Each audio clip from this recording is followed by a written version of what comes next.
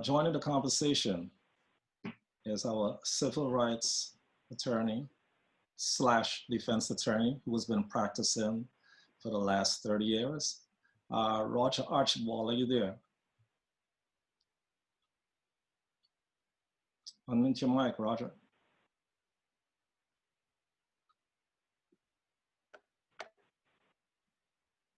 Can I be heard now? Yes. Good morning, everyone on the panel. It's a pleasure to be here with you. Good morning, Roger. First, before we talk about the historic moment, we see that President Trump is trying to undermine the election with overhauling the Postal Service. What are your thoughts on that? Wow. At the outset, I'll say it's voter suppression, or at least an attempt at voter suppression. We know we are in the midst of a pandemic, therefore being in large enclosed areas, as all of the medical experts have said, is unwise, and it increases the transmission of the virus. So if folks could be safely in their homes and, participate and exercise their franchise safely, it's really the way to go.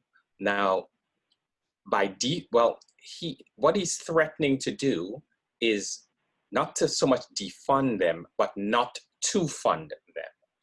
Because obviously it's going to be a Herculean task to tabulate all of these, mail ballots. And if you don't have the funding, then the ballots won't get to the electorate in a timely fashion, and they won't be returned to be counted in a timely fashion.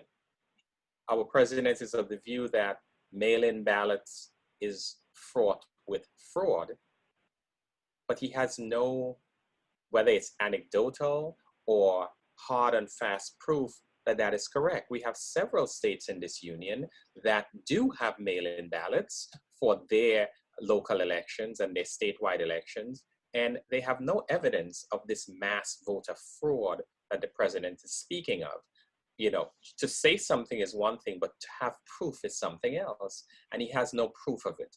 We call that pretextual, that type of argument, because what he's trying to do is use his bully pulpit of the presidency to suppress the votes. And that's what it's really and truly about. It has nothing to do with voter fraud. He's afraid that more people will exercise their franchise and his chances of being reelected would be diminished. So that's really and truly what it's all about.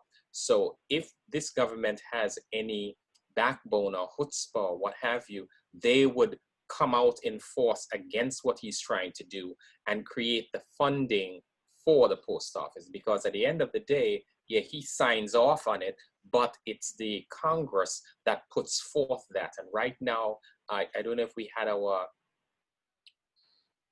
weekly dose of advice and information from our Congresswoman, Yvette Clarke, before I came on, but they are the ones that are fighting to make sure that this happens, and he's saying he will not approve it. So they need to coalesce and get the requisite amount of votes that they could override any veto that he may choose to exercise in regards to funding the post office. Thank you, Roger.